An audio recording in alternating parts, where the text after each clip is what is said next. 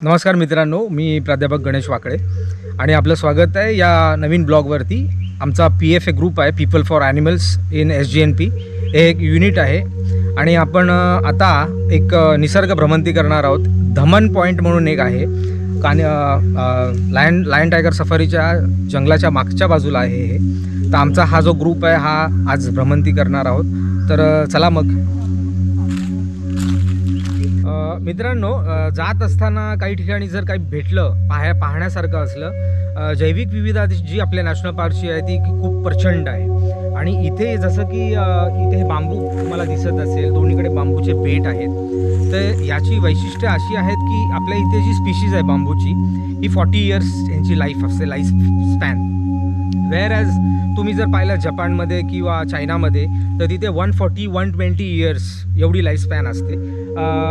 हा बांबू जो आहे हा 40 वर्षांनी 40 इयर्स नंतर हा मरणार आहे. म्हणजे त्याच्यानंतर नवीन जे बीज असतात त्याचे ते जर्मिनेट होणार आहेत. पूर्वीच्या वेळेला जे आदिवासी होते ते हे जे बीज आहे ते कलेक्ट करायचे आणि घरामध्ये ठेवायचे आणि त्याचं सूप वगैरे करून प्यायचे. म्हणजे माल न्यूट्रिशन आपण जे पाहतो त्यावेळेला जंगलामध्ये काही भेटत नाही, तर दिस वॉज वन ऑफ द एक न्यूट्रिटिव्ह प्रोडक्ट होता त्यांच्यासाठी. ज्याचे बीज असतात भातखंडासारखे असतात.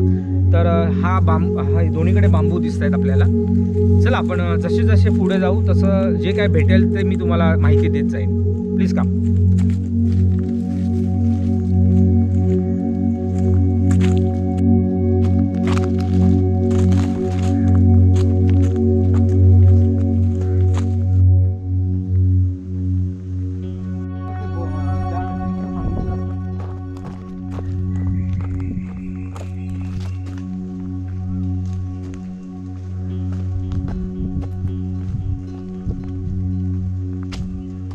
मित्रांनो, जाता जाता आपल्याला एक व्हेरी इम्पॉर्टंट असं महत्त्वाचं झाड आपल्याला पाहायला मिळालेलं आहे. मी इकडे दाखवतो. याची बोंडासारखी फळं आहेत. हे पाहिलं का? जरा जवळून दाखवत आहे. सॉकर बॉल ट्री बोलतात ह्याला. आणि हे थोडंसं पिकलं की हॉर्नबिल्स जे आहेत आपल्याकडे, ग्रे हॉर्नबिल्स आपल्या जंगलामध्ये, तर हे हॉर्नबिल्स मोठी चोच असते ह्याची. या फळांना ते खातात, खूप आवडीने खातात. आणि त्यांचं जे घरटं असतं झाडाच्या खोडामध्ये त्याच्यामध्ये सुद्धा हे फळ मादी जर असेल तर त्या मादीसाठी नर जो आहे तो घेऊन जातो. तर पॅरेंटल केअर कशी असते ती आपल्याला पाहायला मिळते हॉर्नबिल्समध्ये. This is a soccer ball tree. Please कम.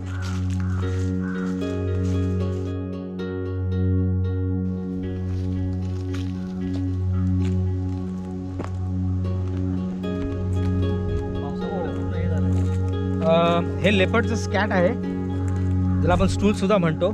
आणि रिसर्चर्स लोक जे आहेत हे कलेक्ट करतात, नळाखाली धुतात आणि मग ह्यांना वेगवेगळ्या इतर हर्बिवोर जे प्राणी आहेत त्यांची केसं वगैरे त्यावरून माहिती पडते की जो बिबळ्या जो वाघ आहे, जो खूप महत्त्वाचा घटक आहे आपल्या फॉरेस्टमध्ये, तो कुठलं खाद्य खातो. म्हणजे ससे खातो की माकडं खातो की आजूबाजूच्या बाउंड्रीवरती जे कुत्रे आहेत ते खातो. तर ह्या केसांवरून माहीत पडतं. हा रिसर्चचा एक भाग झाला. त्याचबरोबर हे आमचे सर्व टीम मेंबर्स आहेत त्यांची मी एक थोडीशी ओळख करून देतो. हे आमचे किरण रोकडे आहेत. कुठेही साप वगैरे असेल मुंबईमध्ये तर अगदी एक 5-10 मिनिटामध्ये ते पोचतात तिथे. सूरज साळवी आहेत. Even he is a wild life lover, naturalist आहेत आणि जंगलामध्ये सारखे फिरत असतात. आमचे जवळचे साथीदार संजीव नाडर आहेत. तर PFAचं जे युनिट आहे नॅशनल पार्कमधलं, तर हे त्याचे हेड आहेत, हे हँडल करतात. आणि आमचे बाबू, सरनेम आपला विजय वर्टे, हा असा आहे की जंगलात एकटाच फिरत असतो, जंगल बॉय मोगलीसारखा. आणि त्याला कशाचीच भीती नसते.